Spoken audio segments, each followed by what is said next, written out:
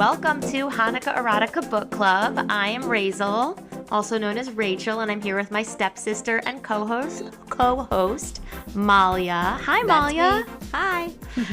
And we have a really big episode for everyone tonight. We are interviewing Aleeza ben Shalom, the matchmaker from Jewish Matchmaking on Netflix. Amazing. We're so excited, but it means that some of you might be tuning in for the first time, so we want to tell you a little bit about us. We are stepsisters, and we have this podcast where we typically review Jewish romance novels and have a really good time doing it. The occasional Jewish movie, and now the occasional Jewish reality TV show. Exactly. We're all about Jewish romance in all of its forms. So we recapped episodes 1 and 2. We interviewed Danny Bergman, the eyebrow queen, and tonight we're interviewing Aleeza. We cannot wait. But Ma, how'd you think the interview with Danny went? I liked it. I mean, I was a little nervous, to be honest with you. And I felt like, I really wanted to ask her questions about what happened on the show and also sort of behind the scenes type stuff. So I felt like we jumped around a lot, but I thought we got some really good dirt, including how is there ever a Torah reading followed by a mixer? Yes, a Torah reading followed by a mixer. Quite honestly, I'm still a little confused about it, but yeah, it was some event. Less confused than I was watching the show, so that's an achievement. Yeah, there's more clarity. Yes. Okay, biggest shocker. Hard-hitting interview is what I'm trying to say. It was. Okay, biggest shocker for me of the interview was that she said that there wasn't really chemistry with Sean. I know, I tried to challenge her a little bit on that because that was really the opposite of the edit that we saw. Like, they were next to each other on the beach. They were talking about how good looking the other one was. They were sort of like standing up, like very near. I don't know. It felt like it was standing all about up? the chemistry. Standing up. What are you talking about? There was like one was sort of standing up, like with their sort of like, swimsuit clad body, like sort of right next to the other. It felt sexy. They were standing. They were standing up. It was sexy. They were sexily standing up. No, I agree. But she was not feeling it, I guess. But okay, we'll see. We don't know exactly, right? Because we did talk to her about maybe if they were in the same place. But she did share with us Sean has a girlfriend, and we wish him all the best. It just shows you that you're, it's reality, but it's also edited reality. So of course.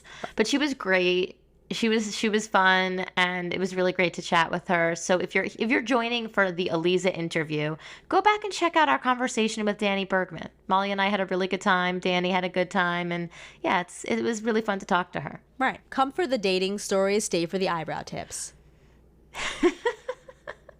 We did invite Danny, by the way, to join us for one of our book club episodes, and we're not holding our breath. No, to be honest with you. I think clubbing in Miami versus reviewing Jewish romance novels. The competition's not too thick there, but no. But it was really fun, and I'm really excited to talk to Aleeza tonight. Oh, and Danny did invite us to an event next week that they're having in New York City, May 17th, she said. She did. Harmony's going to be there. Faye's going to be there. She's going to be there. Nikisha's going to be there. She said it's the first time she's meeting other cast members in person. Yeah, so if Jewish Matchmaker fans in New York should definitely go to this event. Look it up. I'm sure it's all over all their socials. Sounds good. Yeah, it sounds really fun. I really wish I could go. I don't know that I can, but it sounds really, really fun. So, Okay, so tonight we're meeting Aleeza. I can't wait. And you know what? Molly and I are thinking that after our 3 Jewish Matchmaking episodes, we're probably going to go back to reading. I don't know that we're going to recap all 8.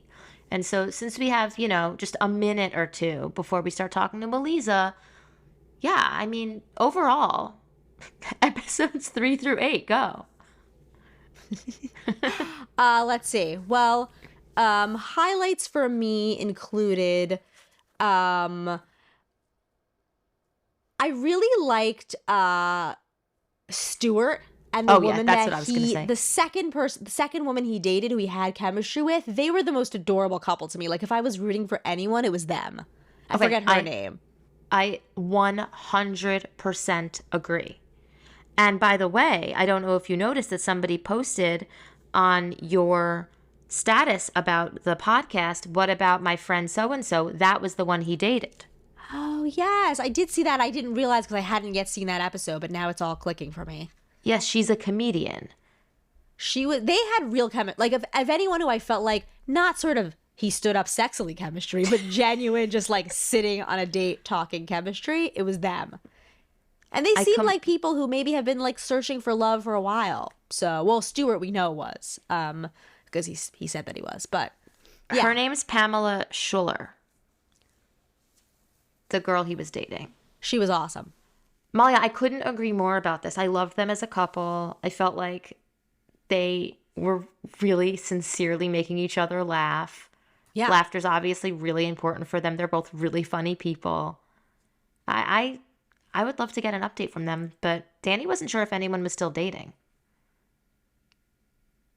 Right. She wasn't sure, but she might not know. So now we can maybe we can get some more scoop now. Yeah, I'm really excited. I want to get the tea. I really want to know. So I loved them too. I liked a lot of things about the show. One thing I really liked was I do feel like there was diversity within the Jewish community. I feel like there was diversity within,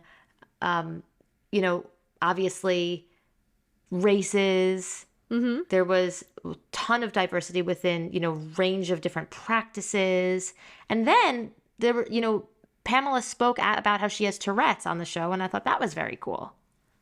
So really cool. It was so I just thought there was a lot of representation on the show. Yes. And they addressed it all in a very matter-of-fact way. They put it out there. They didn't pretend it didn't exist. And it was great. It made me really happy. Yeah. It really did. Also, many years ago, I remember hearing that somebody that I knew who had Tourette's had not passed screen tests to get on Jeopardy. Oh, wow. But it's like, obviously Netflix is casting the show. There's casting videos. There's a whole process. And, they had, Pamela spoke about it very openly. She was like, you might notice that I'm a little bit twitchy. Her words, not mine. But, she definitely talked about it. Ooh, Aleeza's coming. I'm so excited. We're waiting. Yay.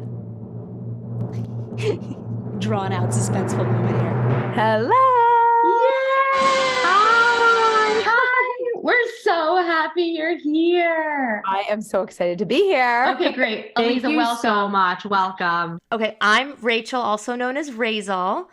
This is Malia. Hi. We're stepsisters. Oh, that's fun. Yeah, it's really fun for us. And typically we review Jewish romance books, which, by the way, if you want to join our book club, we want you to be a part of it. But we got so excited. Genre. It is. We're so excited when we saw that Jewish Matchmaking was coming out. So we put a pin in reading. We started recapping the show. We love it. We adore you. Who doesn't like to hear that? We want to tell you how much we love you and why. Please. Also, our listeners are not getting to see you. You look gorgeous right now. It's true. I love my makeup lady in New York if you need her.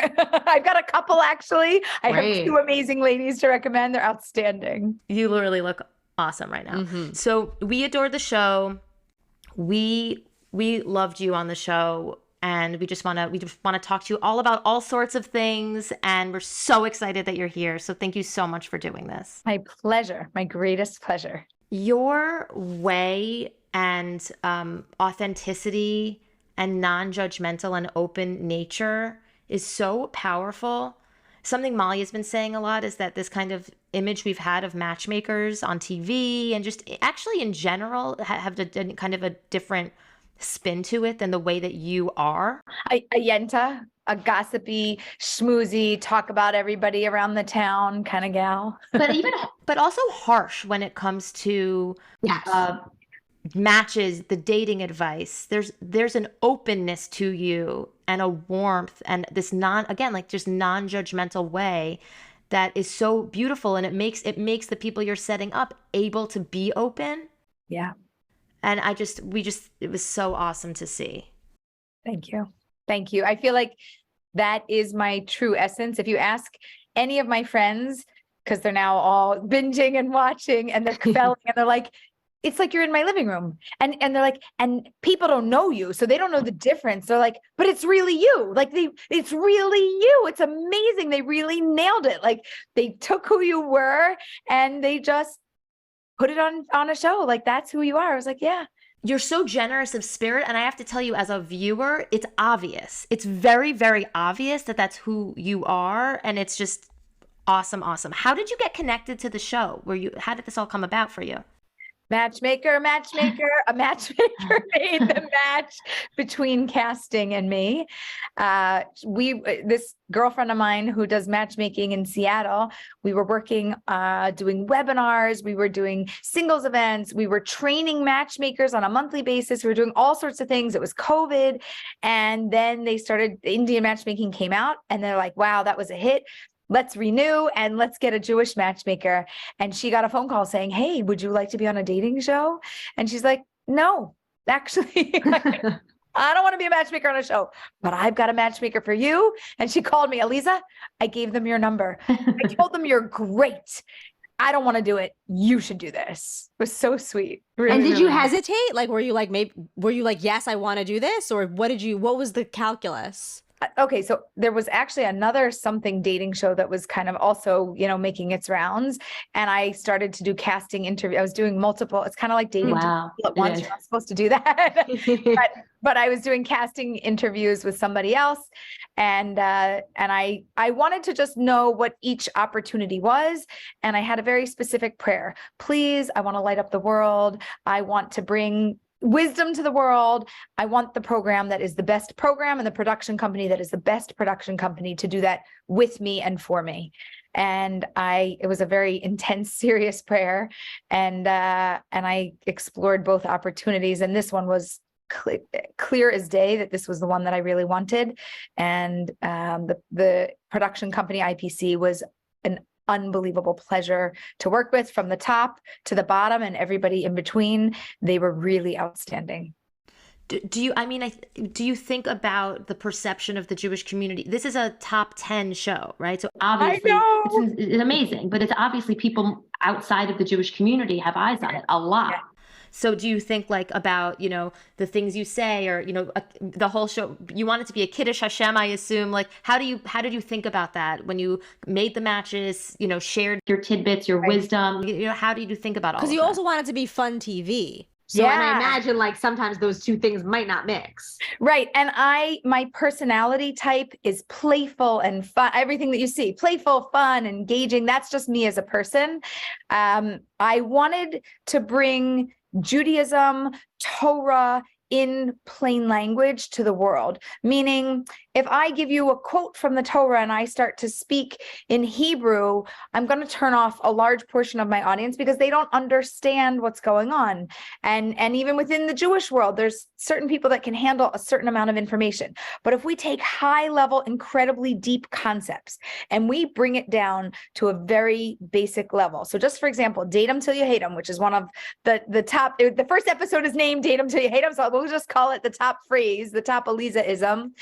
That obviously I don't want anybody to hate anybody, right? Love your neighbor as yourself, right? We understand the concept of love, but what's at the root of what that means?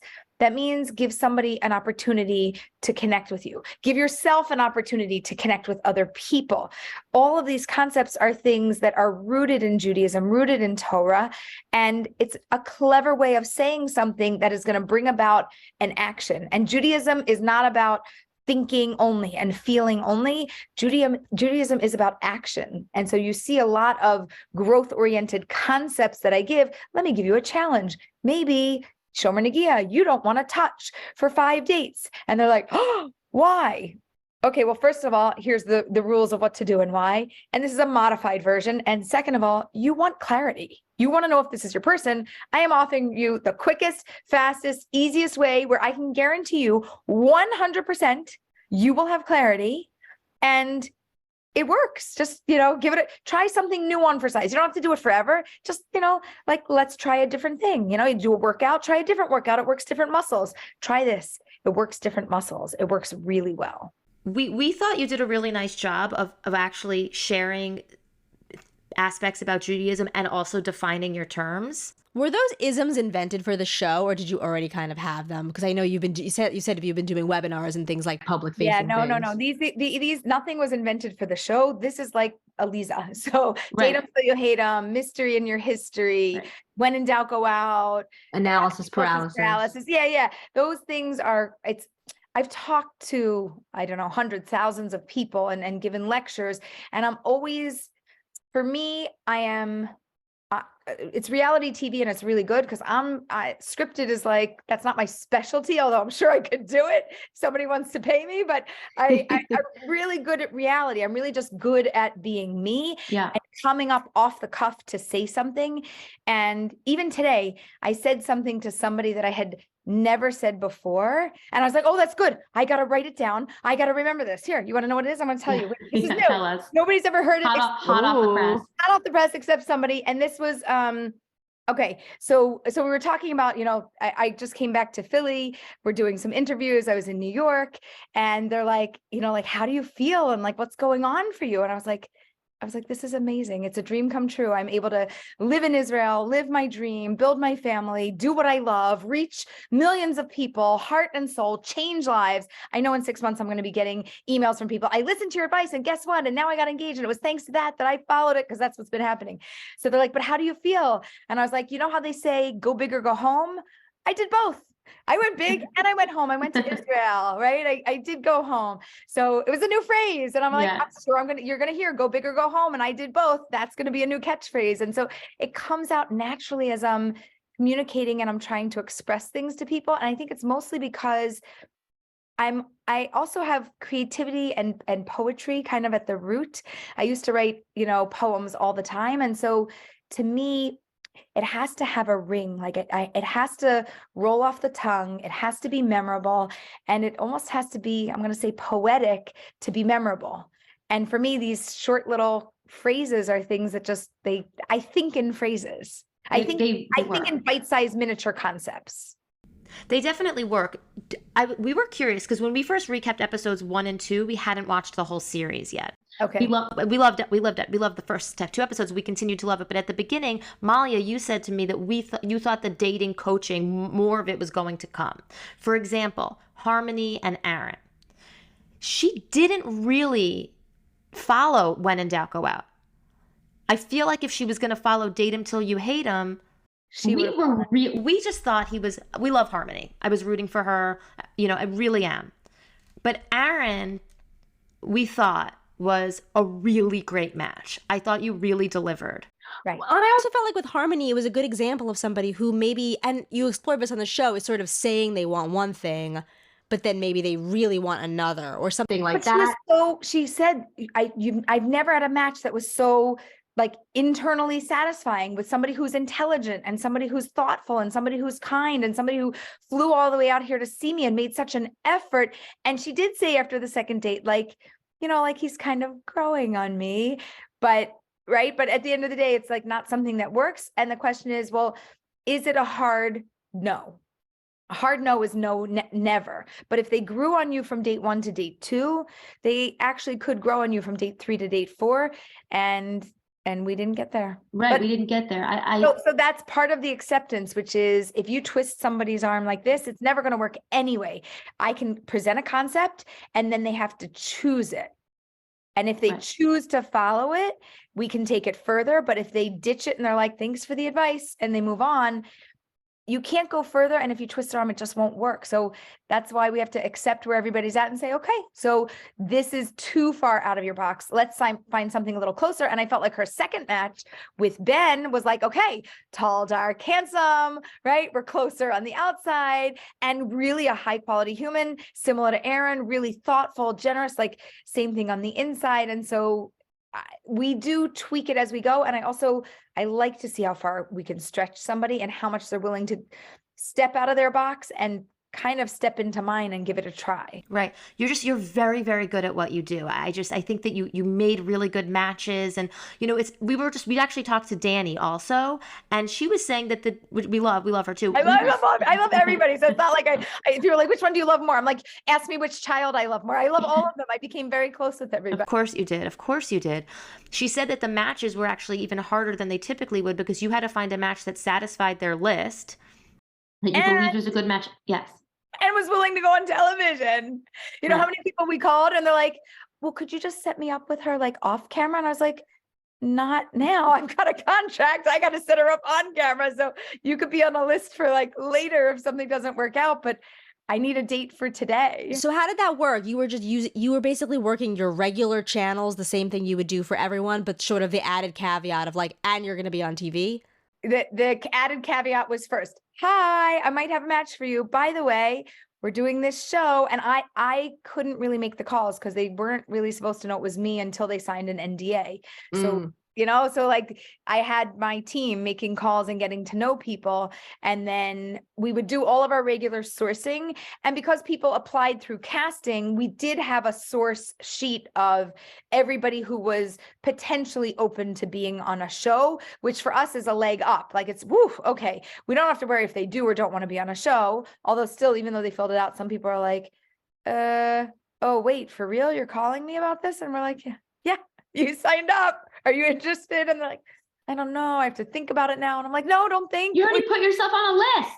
Right. Come on. You're such a nice guy. So there were a lot of challenges to making, everybody's like, oh, I want to be on season 2. If there's a season 2, call me, pick me. And I'm thinking, if you really want good matchmaking without the other hurdles, it's much easier to do off camera. If you want to be famous, okay, being on camera is good. If you want to have a good time and, try to make it happen, it's great. We always hope that we're going to get a marriage. That's the goal of any matchmaking that we do. But there's a lot of complications. Like we're filming these dates and then we're not filming these dates and then we're filming these dates. And so we're also jumping from city to city. It's a lot to coordinate, a lot. Yes, we were actually just talking about this with Danny also because we felt like Sean and Danny, our perception was that there was chemistry. She said actually that there wasn't the kind of chemistry that we saw on screen, that she felt like friend chemistry more.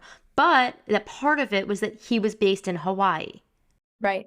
She didn't say she was protecting her heart, but maybe she was. Like maybe if it was a show where it's based locally, they're more open to it. I don't know. Sean to me seemed like a good match for her. Right.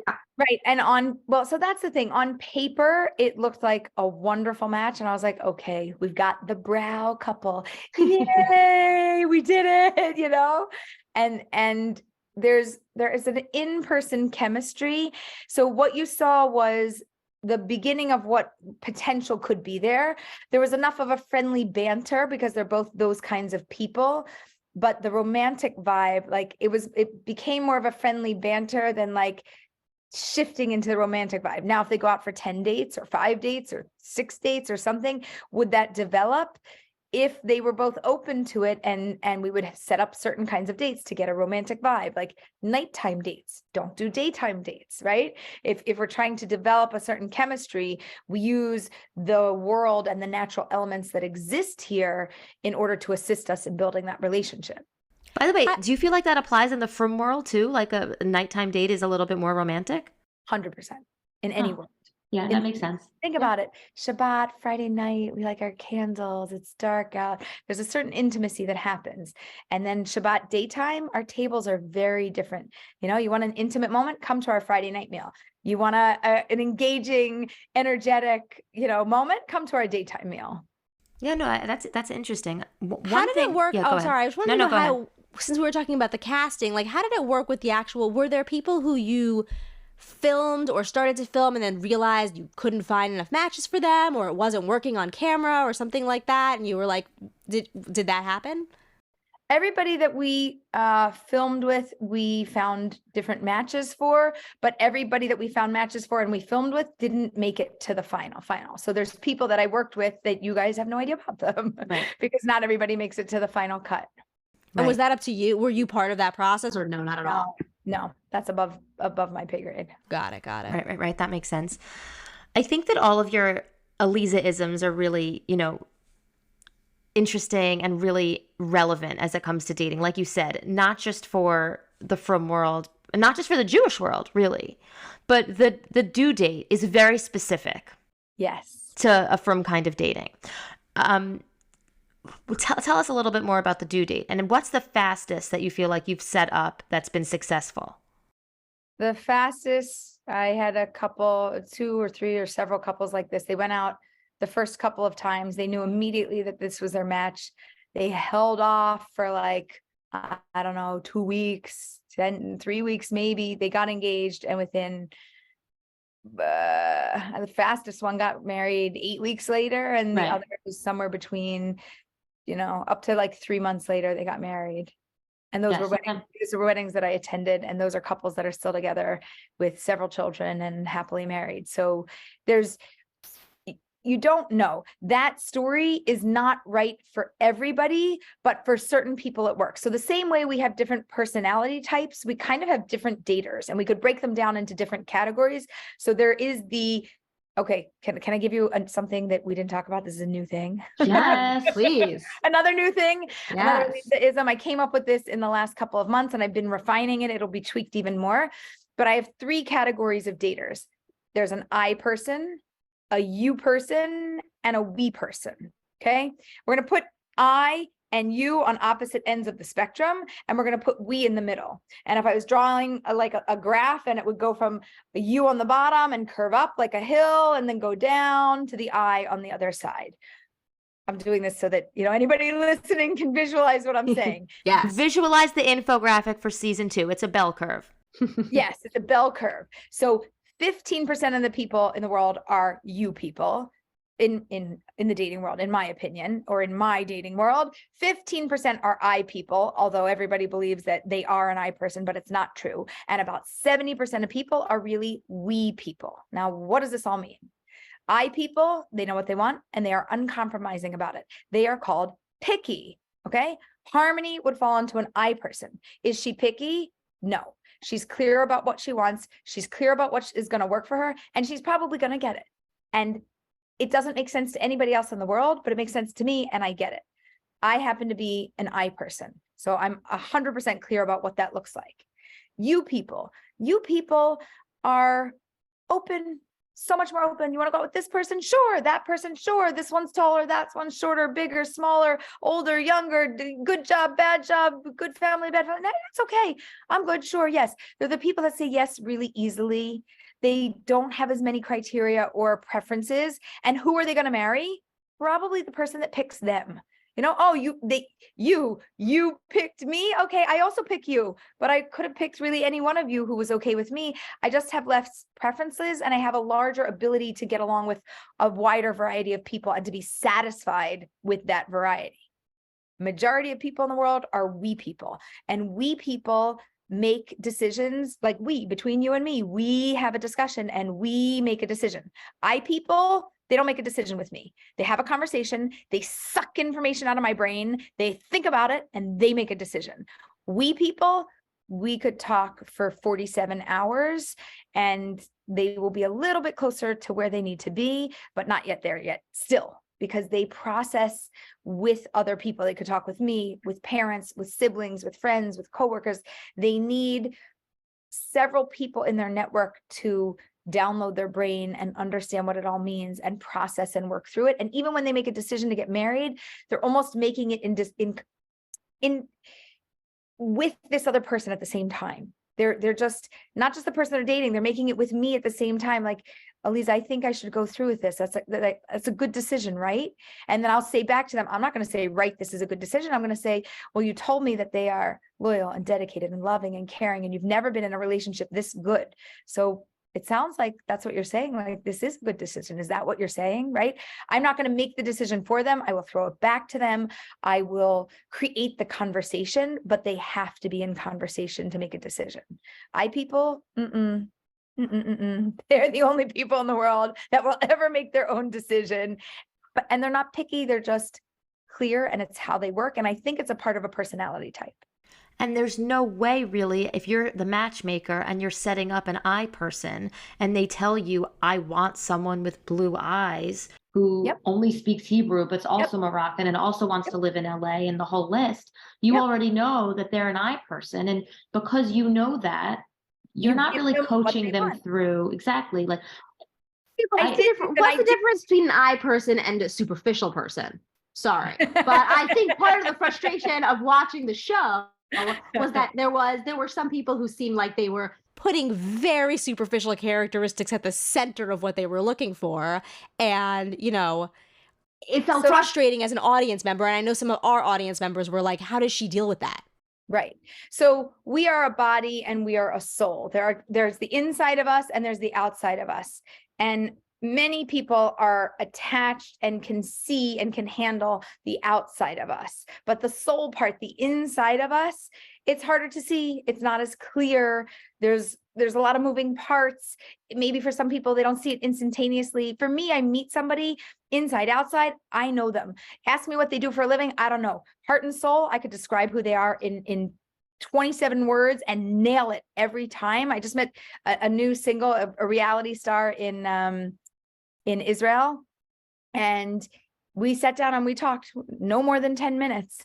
And I rattled off the list of all the things about who he is and the struggles that he's having and how to get over them. And he looked at me and he's like, you got that? Like, how do you know all that? Can I have your number, please? It was very funny, and it was Hebrew. It was a Hebrew.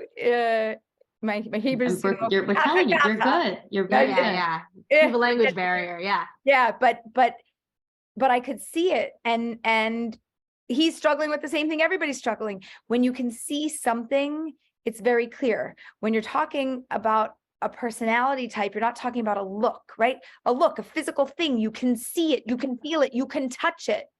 You can't touch a personality type. You can experience it, but it's not a necessarily visual experience of somebody. So it's very difficult sometimes for certain people who aren't, if you're only a visual learner, or if that's your highest level and way to learn and way to connect, it's going to be hard for you to connect on the inside. So I don't have unrealistic expectations. I just want to see how far I can stretch. So Uri, we gave him a Hebrew speaker, but she wasn't blonde and she wasn't blue-eyed. And that was his first match. And for him, he actually did think that there was a lot going on there that was like, he was attracted. There was an amount of attraction that was there, but he still had something different that he wanted in his mind's eye. That was very important. And that's another thing. We get attached to these visions that we have. And when they don't match up with our reality, we're disappointed and we want to keep looking for our vision, and we don't give reality enough of a chance. Right. Right. It's interesting because when you watch these shows, I mean, I don't know when everyone watches them, but when I watch these shows, I put myself in your position. I put myself in the position of the daters. And Molly and I, we're talking about Jewish romance when we record this podcast each time we record, and we're both married now, but we reflect back on, we're both almost 40, but we reflect back on the time when we were dating in our 20s a lot. And I think about if I were to have met you, what list I would have given you. I've been talking about it a lot with my husband, who also adores you. He just thinks you're so good and he just adores you. Thank you. I will. And I can't imagine having put a physical trait. I never dated the same kind of look. Like, of course you want to be attracted. That is important. But would that ever make you, Aleeza, would you ever say to somebody, like, you seem like you're not actually ready? Like, you say you're ready, but you might not be ready because... Well, I called Ori out and said, like, where's the flexibility, right? Like, you have what you want, so now show me the other side. And he was like, well, there really isn't. This is just it. I have told people that I don't think that it would be smart to date right now. I think it might be smarter to, if you need to move, get your job, get therapy and support, make up with family members because you've got some drama, deal with a health situation because that's going on. So I will 100% say it doesn't appear to be an ideal time to be dating. And therefore I would really prefer, if you're open to it, right? Asking permission, communicating, connecting, inviting them to choose a path. Are you open to putting your dating on pause for the right reason, which is so that we can get you into a healthier, better place so that we can make a really great match? Yeah, that's a good thing to work on with people for sure. Yeah, and unpacking that luggage was kind of an example of that. When you went through that work when you were unpacking the Cindy. mystery and her history with Cindy and lightening her luggage. I thought that was really productive. We work. both also appreciated that. I thought the harshest you ever got over the course of the whole show was when Harmony told you that she was just going to take her baby and stick it in a carrier and bring it to Bali. You were like, that may not be as easy as you think it is. Lady of 5 over here. Let me just tell you. traveling with. We both have little babies, and we were like, thank God she called her out on that. Like, Right. But again, also playful, funny. Yes. humor. Like, let's visualize. That's not super realistic. And especially also since you haven't had children and you don't know the challenges that are coming up for you. This is going to be like, do you really want the kid or do you really want Bali? You could have both, but it's not super realistic. And it's not even necessarily smart for a marriage to be in that position with a new baby at that point in time. No, it's extremely stressful sounding.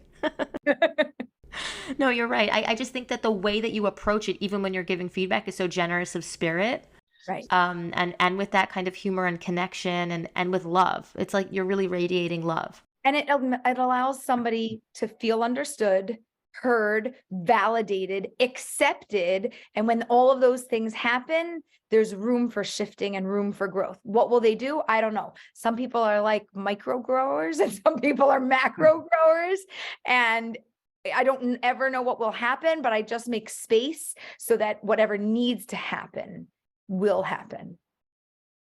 Makes sense. It's really beautiful. Aleeza, I know you reference your kids a number of times. Do you think, I don't know how old they are, but when it's time for them to find matches, are you gonna match them? Yes, and maybe. So my youngest is 9, my oldest is 19. And I think that my older kids for sure were like, well, if we can't find anybody, you'll just take care of it, right? Like, it's not a problem.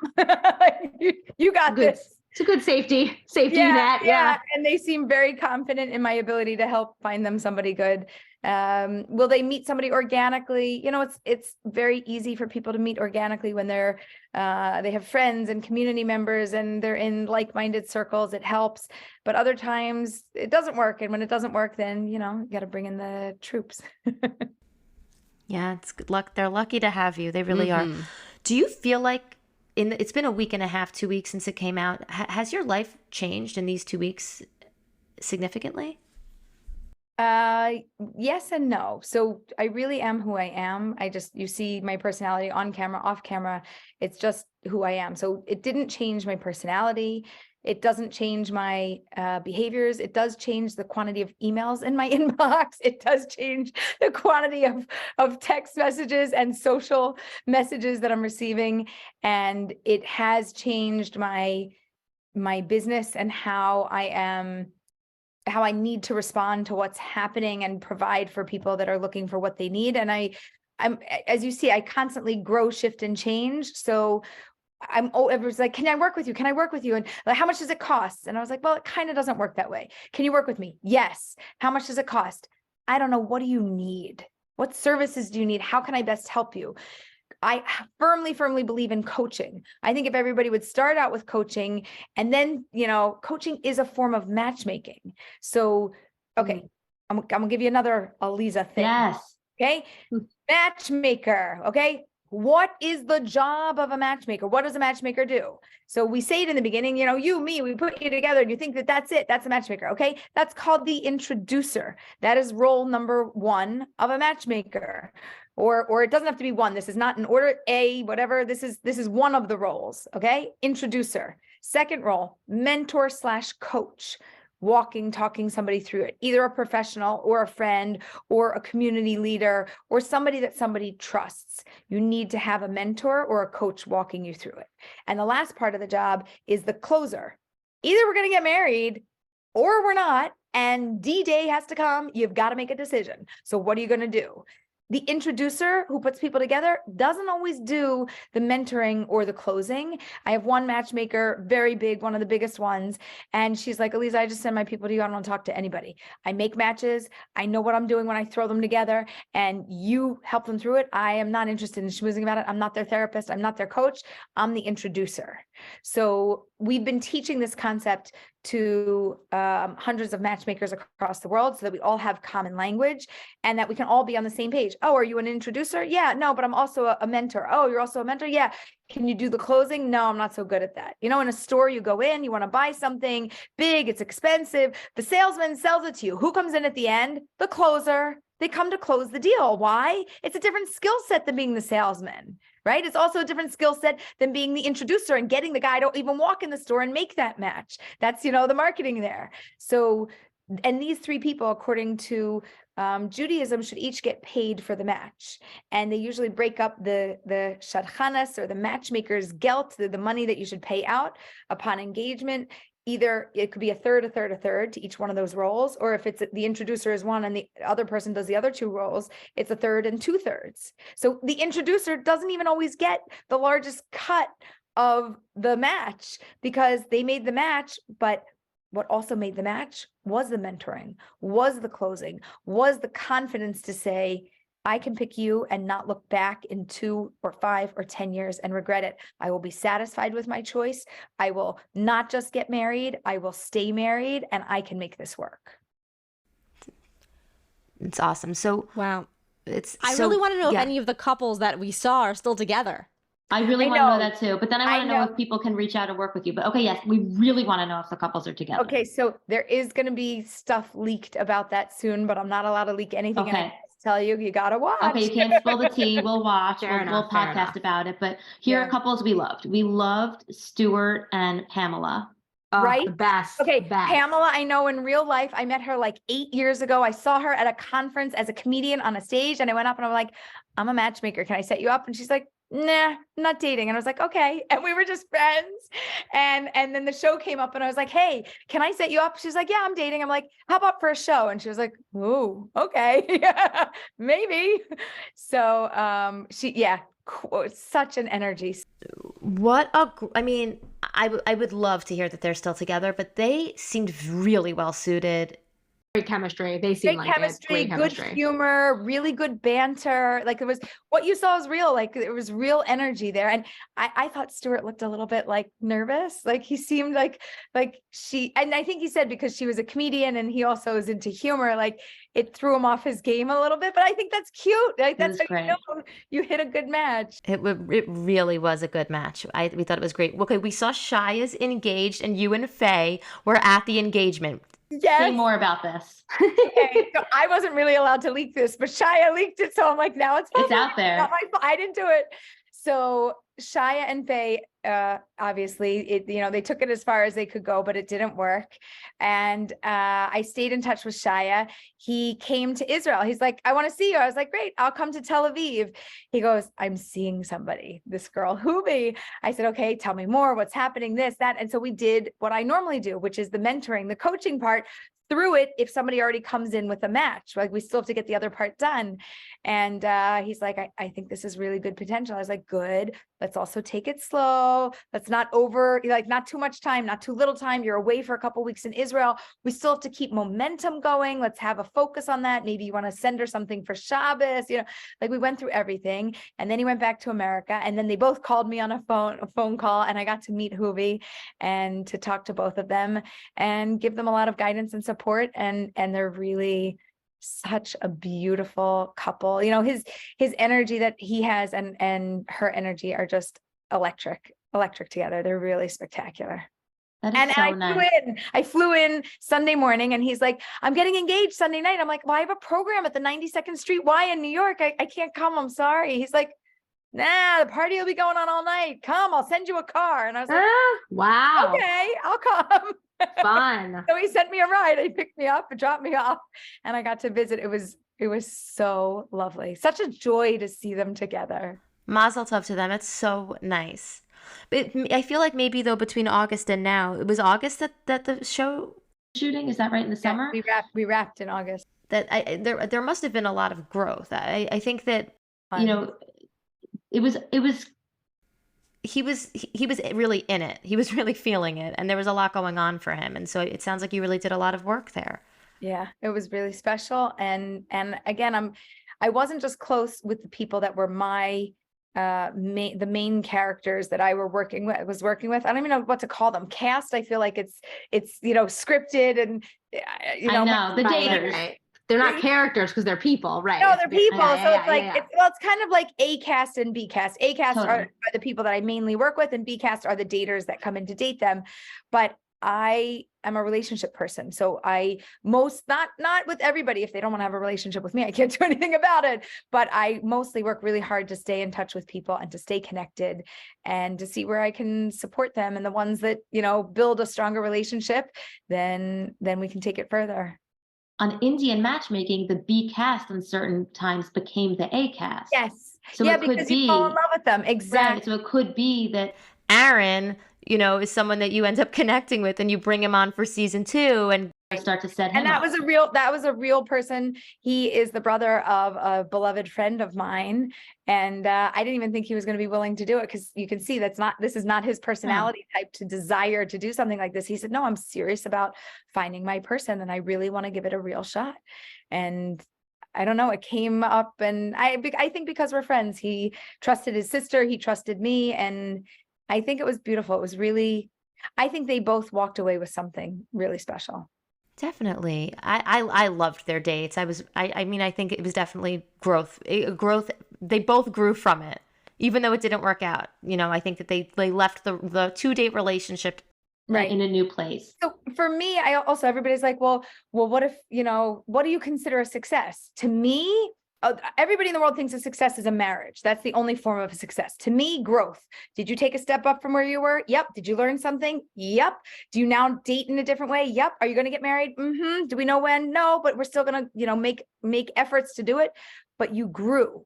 If you grew, that's a win. Are you happy? Good. Are you living in the right place? Doing the right job? Surrounded by the right people? Yes. Did we get your life and your head on straight? Yes. Good. Well, now there's an opportunity for your person to come because we prepped you. So now you're perfectly ready, and you don't have to necessarily chase the world to find your person. When you become ready, you become magnetic, and they are drawn and attracted to you. They are literally, they can't resist not coming because you put yourself in a place of being so ready. That's how I feel about Faye. Do you have someone for Faye yet? Because I'm getting messages. People are messaging me. I have someone. I said, everybody just send it to me. Let's talk. She's great. And I knew her in real life. And I called her and I said, Faye, I really want you to come be a Kiddush Hashem with me. I want you to light up the world, teach people about Judaism, real Judaism, Torah, observant values, something different than they've seen in the world before. Not that anything is not real, but course, just to get a feel for what Orthodox Judaism looks like from somebody who's happy to be Orthodox and to be right. And how did you feel about, a few of our listeners felt like there were a lot of terms that were used in those dates that were not defined at all in the show. Yes. Like they were, like shy as is Rebbe, is she going to be starker than me? And no one said star. Like there was no, we were saying there's no infographic that popped up. And I know there was some people were sort of like, how does anyone understand? It's like, I know you made a big effort to define your terms, but there was a contrast where that wasn't done at all. I was wondering, what did you think about that? Like she said the word frumkeit. I know. Right. Well, she said so many. I bet Purim in your house is fun. I mean, what's Purim? I mean, there's so many layers. Right. He didn't know what religiosity she was. She goes, it sounds better than frumkeit. It's just so funny. It's it was 7 on Netflix a few days ago, and she said frumkeit. So yeah. What did you think about all that? So I'll tell you why I love it.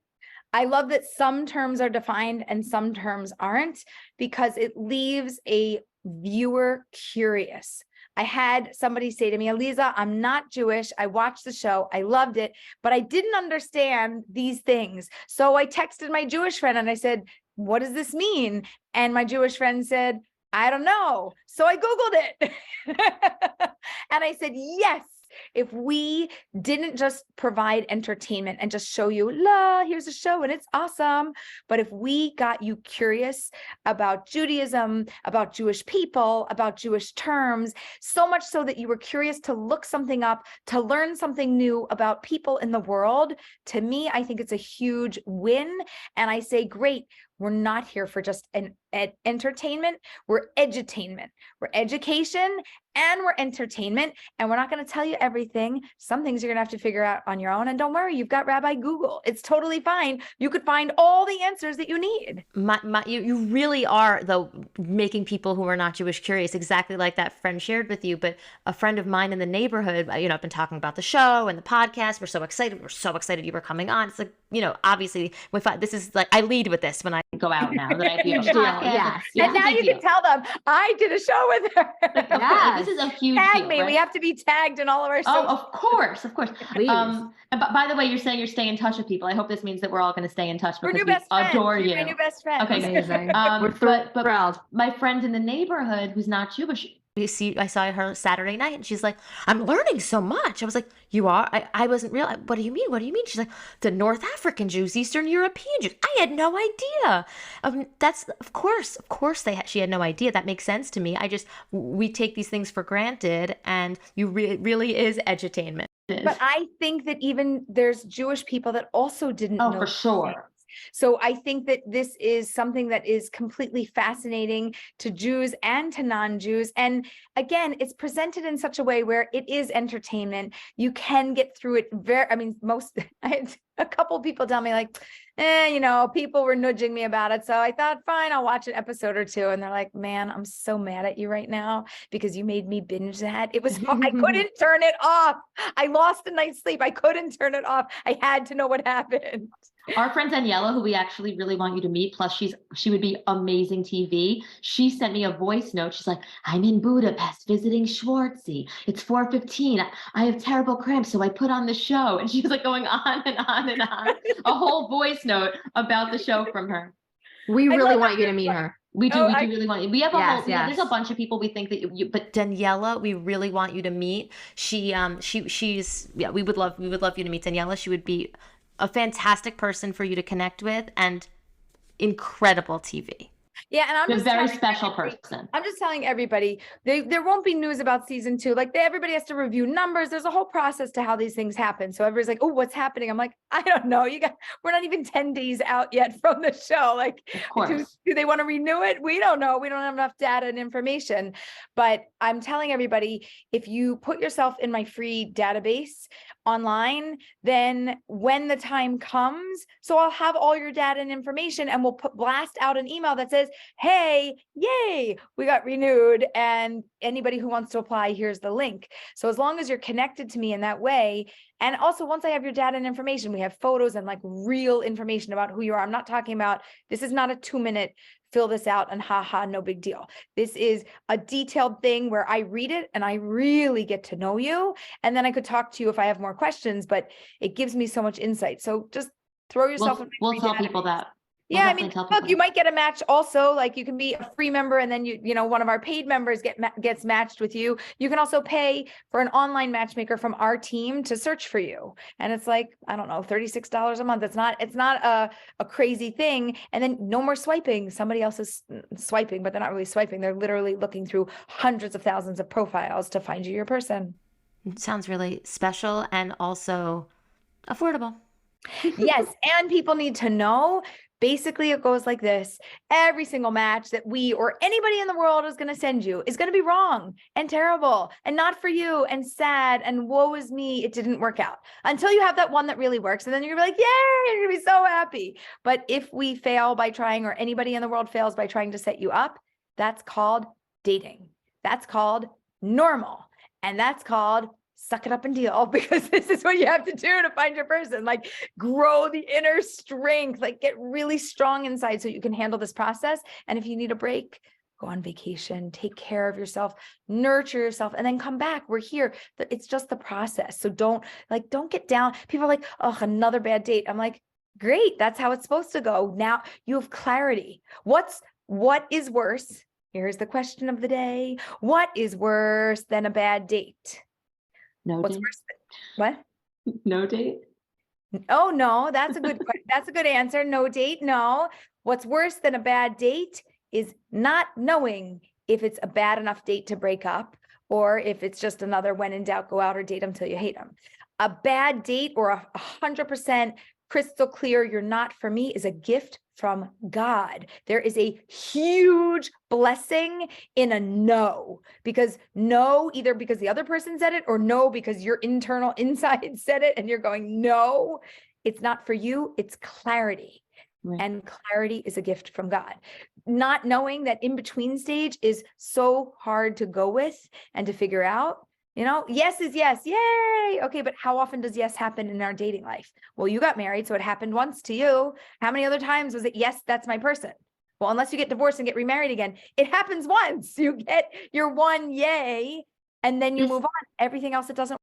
This is reminding me, though, about your mystery and your history, Aleeza-ism that you talk about, because the mystery in your history, you said during that part of the show, the hardest thing to do is to set somebody up who has felt love, real true love before. And I'm curious about that, because I had dated a lot, been in serious relationships, felt like I had really loved before. And I was always of the mindset, like, the heart's a muscle and it could tear, but it will repair and be stronger. And I have more love to give.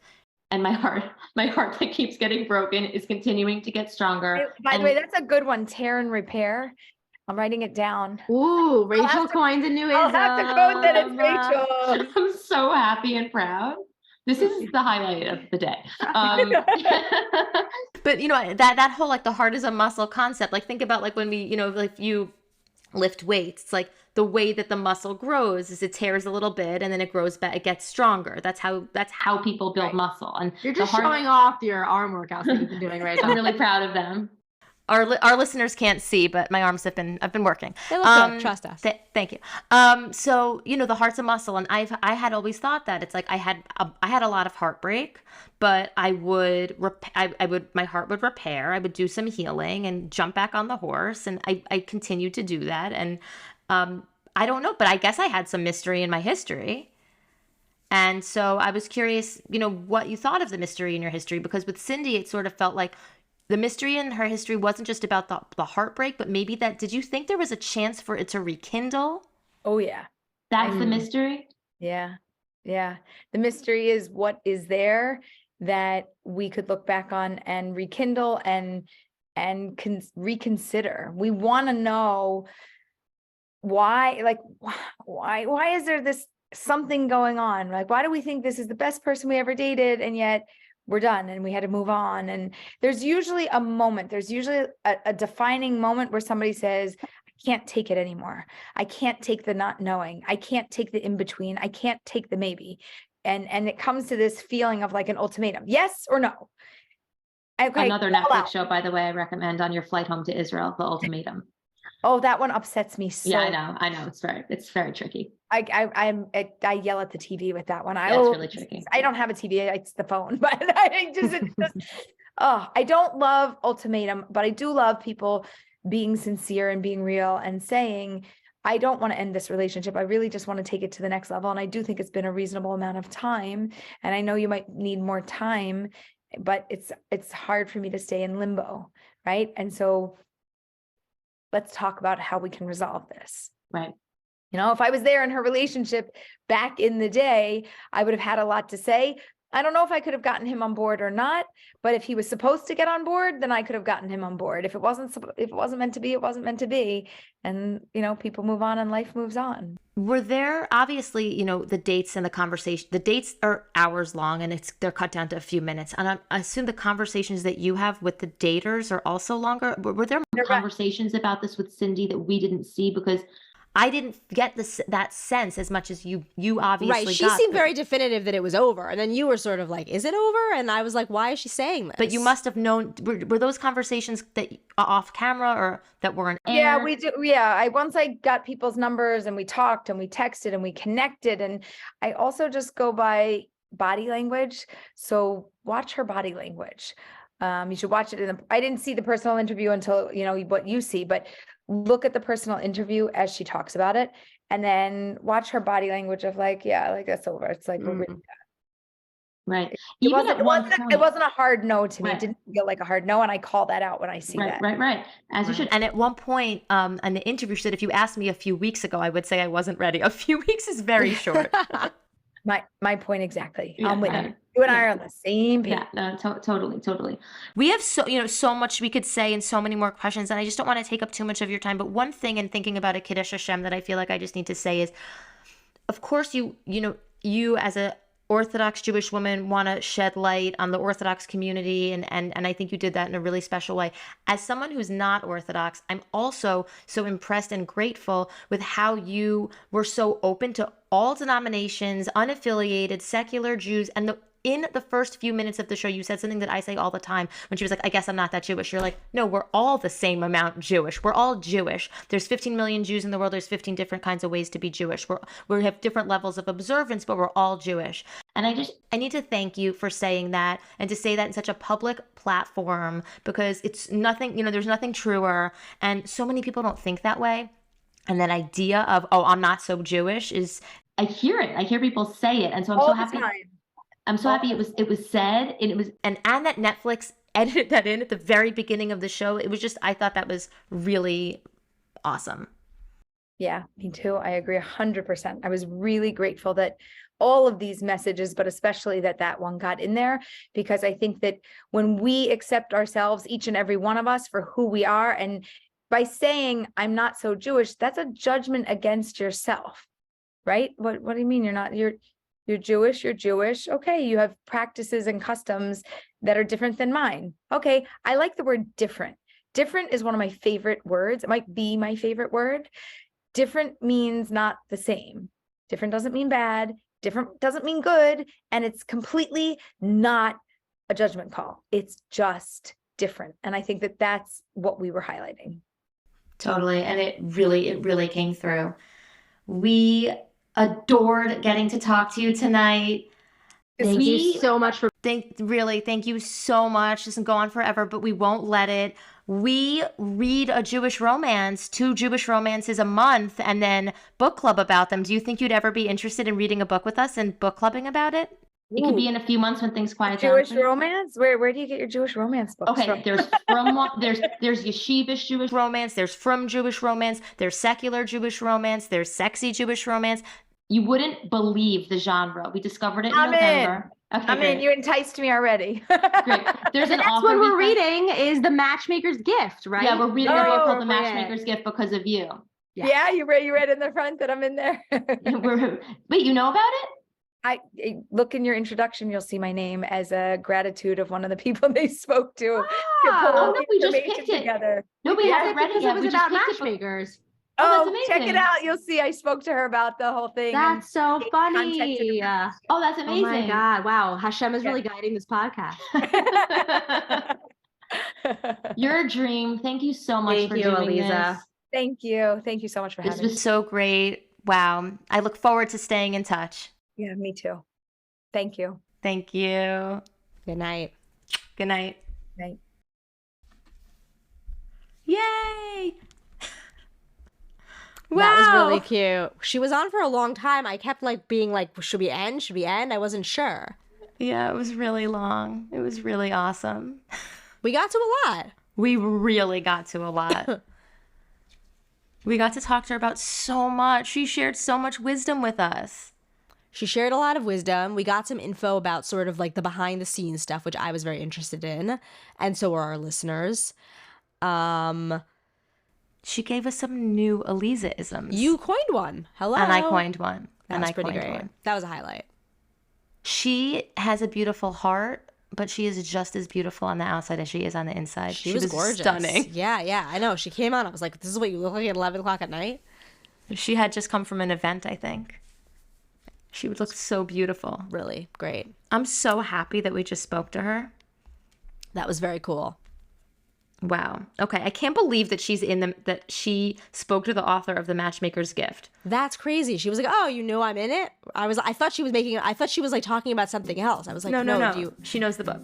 So funny. By the way, I am going to hit her up to read a book with us in a few months. She said she would. She said she would. When things die down, maybe she will. Yeah, for sure. It's not going to be Hot Lumberjack. I think it's going to be another Chaya T. Hirsch. Really? Okay, we'll find something. We'll find something that works for her. I'm open to it. Yeah, I am too. But William thinks we should do a dramatic reading with Aleeza and Danny. That's really good. Okay, so I know I said this a few times, but to our listeners, the next book we're reading is The Matchmaker's Gift. We're really excited about it. And so if you're reading along, go ahead and start that book. But again, you do not need to read along with us to enjoy our podcast. We read the book so you don't have to. So if you just joined us in today's episode because you were excited to hear an interview with Aleeza, we hope that you enjoyed it, and we really hope you go back and listen to all of our old episodes and follow us and start to listen to our podcast and enjoy, because we have such a good time. And if you liked this interview, we think that you would enjoy the rest of our stuff. Totally. We have a fun journey going on here. We do. Okay, that was awesome. I think we're ready to wrap up. It's a wrap. Good night. Good night.